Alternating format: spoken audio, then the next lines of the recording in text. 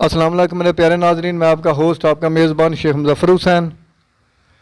जैसे कि मुख्तलिफ़ मौज़ूआत पर मुख्तलिफ़ चैनलों पर मेरी आप हर मौजू पर तकरीबन वीडियो देख रहे हैं, पसंद भी कर रहे हैं, मैं आपका बहुत मशकूर हूँ। लेकिन इस वक्त बहुत एक स्पेशल वीडियो मैं बनाने जा रहा हूँ।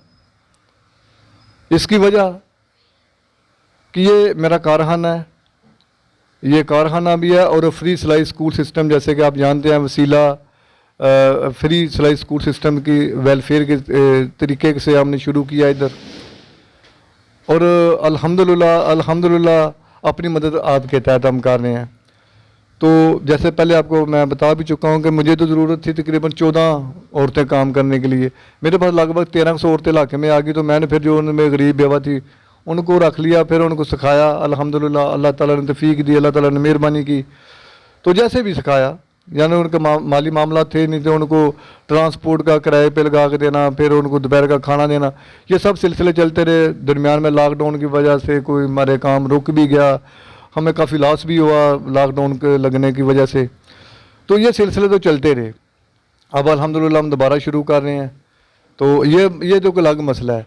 लेकिन इस वक्त जो आपको वीडियो दिखाने जा रहा हूँ इसकी वजह एक और है।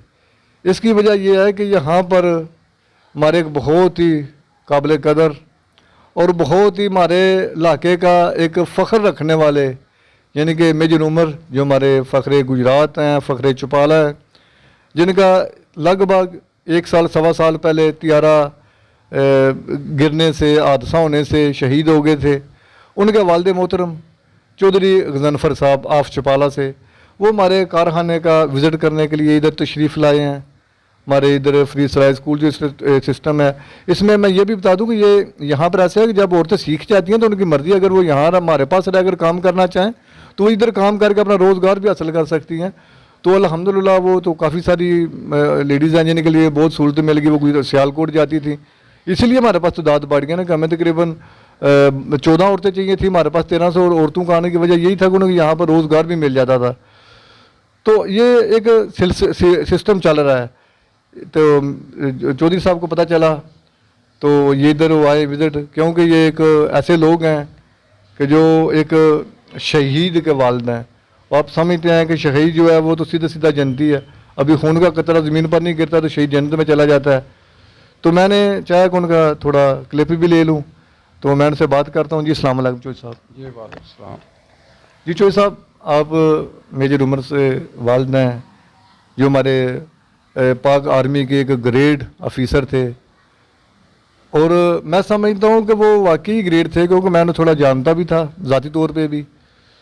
लेकिन आप जब तियारा हादसे का शिकार हुआ यहाँ हो रहा था, आप उस वक्त आपकी कैफियत क्या थी?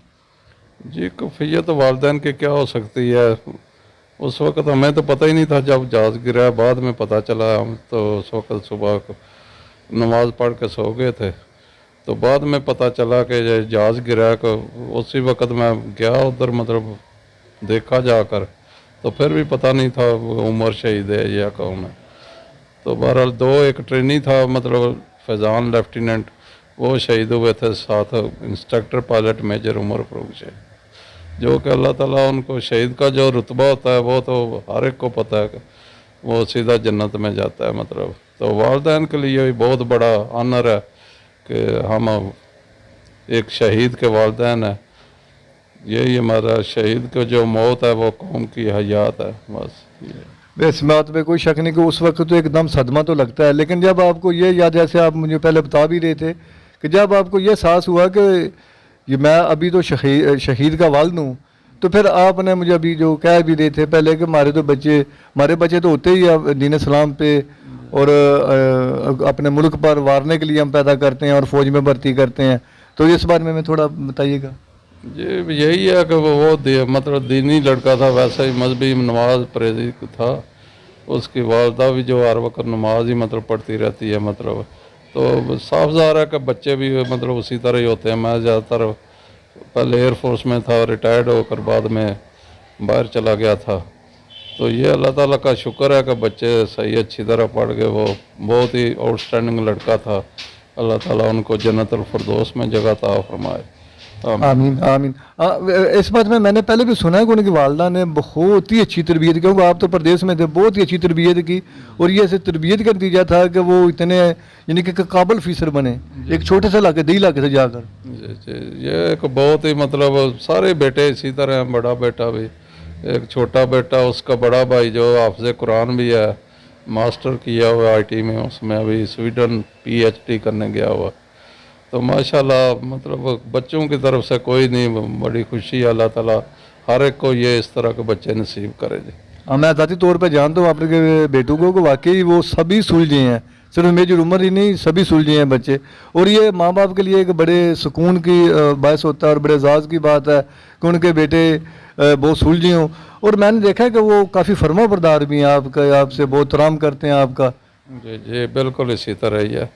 मतलब जब भी आता था इसी तरह, मैं कोई काम करता होता था तो मेरे साथ लग जाता था। मैंने कहा नहीं अफसर हैं आप तो, मतलब इस तरह नहीं, तो इसी तरह बस मेरी मदद करता था। यानी कि अफसर ये एक साइड पर रख देते थे, जब अपने वालदान को काम करते देखा है, कोई जिम्मेदारा कर रहे हैं या कोई घरेलू काम, तो अफसर होने के बावजूद वो काम में हाथ बटाते थे आपका। नहीं नहीं, वो घर में जब आता था इसी तरह मतलब जब करता था जिस तरह मतलब मैं यानी कि करता। काम में आपके साथ लग जाना, काम में हाथ बटाना। जी जी बिल्कुल इसी तरह करता था।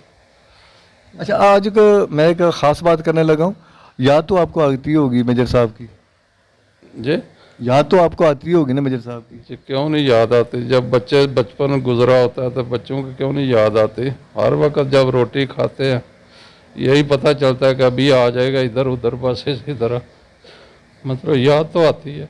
याद तो आती है, ऐसे ही है ये बच्चों की यादें, ये तो जवान बच्चों वाले ही जानते हैं, लेकिन फिर भी जब आपको ये एहसास होता है कि वो शहीद है तो फिर हौसला भी काफ़ी हो जाता होगा। जी, जब शहीद का रुतबा देखते हैं तो फिर मतलब दिल को थोड़ा सा सुकून मिल जाता है कि मैं एक वालिदैन हूँ, मैं शहीद का मतलब वालिद हूँ, तो ये थोड़ा सा दिल को उस वक्त हो जाता लेकिन है। बचपन का वो सब याद आता है, उनका खेलना आपके साथ। जी जी, बचपन जो होता है ना वो नहीं बोलता उनका, अभी तक यही होता है कभी आ जाएगा इधर उधर मतलब। ऐसे ही है, आप सच्ची है इस बात में कि यादें नहीं जाती, जी यादें नहीं जाती। यादें एक ऐसी चीज़ है कि जिनके जवान बेटे जाते हैं वो माँ बाप बूढ़े हो जाते हैं। मैं इस बात का साहस रखता हूँ कि मैं कहूँगा, खुद भी मैं आपके गाँव गया हूँ, आपके घर गया हूँ, मैंने देखा कि आपका काफ़ी जो रहन सहन है वो काफ़ी बेहतर है, बहुत सारा। तो आपने तरबियत बहुत नाजू में की थी, बहुत उन्हें मैं समझ सकता हूँ इस बात को। आपने अपने बच्चों के लिए परदेश भी, पहले आपने ड्यूटी एयरफोर्स में की, उसके बाद आपने परदेश गए तो बच्चों के लिए गए, तो यादें तो आपको ज़रूर आती होगी, इसलिए आपका दिल भर आया।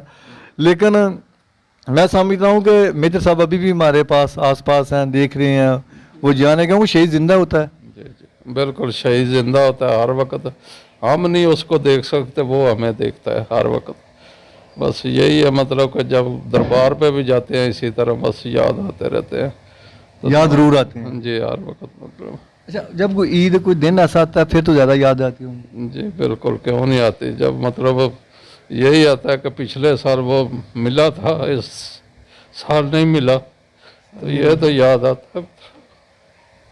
बिल्कुल आता है, आपसे बिल्कुल ठीक कह रहे हैं कि वो पिछले साल आया था, मिला था, इस तरह से मिला था, इस तरह से बातें हुई थी, इस तरह से खाना खाया था, ये सब यादें जो हैं ये तो आपकी चल रही हैं।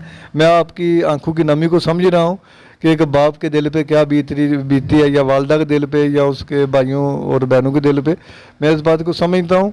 लेकिन फिर भी मैं समझता हूँ कि वो ग्रेट इंसान है, उसने हमारे इलाके के लिए बहुत सारा, मैं हमारे फ़ख्र हैं, बल्कि जितनी भी हमारी पाक आर्मी है हमारा फ़ख्र है। तो मैं तो सलूट पेश करूँगा मेजर उमर को और पाक आर्मी को, और आपको भी मैं सलूट पेश करूँगा जिन्होंने इतना अच्छा बेटा दिया, जो इतना के काबिल था कि हमारे इलाके के लिए, हमारी हम भी फ़ख्र से कहते हैं जब कभी उधर जाए, लाहौर जाएँ, गुजरात जाएँ, तब भी फ़ख्र से कहते हैं कि हमारे इलाके की शान थे मेजर उमर शहीद। तो ये हमारे लिए भी बड़ी ज़ात की बात है। तो इंशाल्लाह बातें फिर होती रहेंगी, अभी आपकी वो पोजीशन नहीं, आप मैं समझता हूँ कि आप दिल भर आया, तो फिर इंशाल्लाह बात होगी। कोई मज़ीद को पाक आर्मी को पैगाम, कोई ऐसा कोई मुल्क को पैगाम को आप देना चाहिए, आप ग्रेड लोग हैं। मेरा तो यही पैगाम है, पाक आर्मी को अल्लाह ताला हमेशा आबाद रखे, यही है। हम सोए होते हैं आराम से, वो बॉर्डरों पर माशाल्लाह हर वक्त जागते रहते हैं मतलब। तो ये पाक आर्मी जिंदाबाद, पाकिस्तान पाइंदाबाद। जी बिल्कुल, चौधरी गजनफर साहब की बात बिल्कुल सच्ची है। मैं अक्सर मेरी पहली वीडियो में भी जो आपने देखा होगा कि मैं कहता हूँ कि हम अपने घरों में एक बड़ा हमारा दुश्मन, एक ख़तरनाक दुश्मन, तो यानी कि ख़तरनाक भी नहीं ऐसे कहते, उसे हम क्या कहें, बस वो एक ऐसा है कि जो हमें कबूल भी नहीं करता, उसका मुसलसल हमें तंग करना, परेशान करना, लेकिन इसके बावजूद हम अपने घरों में सोते हैं, आराम से सोते हैं। तो इसकी वजह ये हमारी पाक आर्मी है। और यहाँ पर तो मैंने देखा अक्सर, मैं पहले भी वीडियो काफ़ी में मैं ये बता चुका हूँ कि जब यहाँ पर कोई फायरिंग होती है तो लोग महफूज जगहों पर जाते हैं, घरों में जाते हैं मेरी, लेकिन हमारी पाक आर्मी जब फायरिंग होती है जिस तरफ से फायर है उस तरफ जाती है, आगे बढ़ती है, पीछे नहीं आती। मैं उस दिन उधर सियालकोट की बॉर्डर पे भी था, मैं उधर भी क्लिप किया। अभी मैं 6 सितंबर को, 14 सितंबर को सियालकोट पे था और 6 सितंबर को इधर गेगियाँ बॉर्डर पे था। तो वहाँ पर भी मेरी यही बात थी कि जब उधर सियालकोट में 600 टैंक के साथ हमलावर हो, तकरीबन 400 तोपों और तकरीबन 1 लाख फौज के साथ, उन्होंने कहा कि नाश्ता हमने लाहौर जाके करना है। तो अल्लाह के इन शेरों ने, जिन्हें अल्लाह ताला ने पीर मौला मुश्किल शाह के शेर खुदा के सदके आपको शेर, इनको शेर बनाया कि इन्होंने उनको सियालकोट में भी दाखिल नहीं होने दिया। तो मैं सलूट पेश करता हूँ पाक आर्मी को और उनके वालिदैन को भी, जिन्होंने अपने बेटे हमारी सरहदों पर भेजे और जिन्होंने हमारी सरहदों की हिफाजत की, और इंशाल्लाह ताकि हम तो पाकिस्तान रहेगा। बहुत शुक्रिया चौधरी साहब का भी। इजाज़त चाहूँगा। अस्सलाम वालेकुम। पाकिस्तान जिंदाबाद, पाक फौज जिंदाबाद।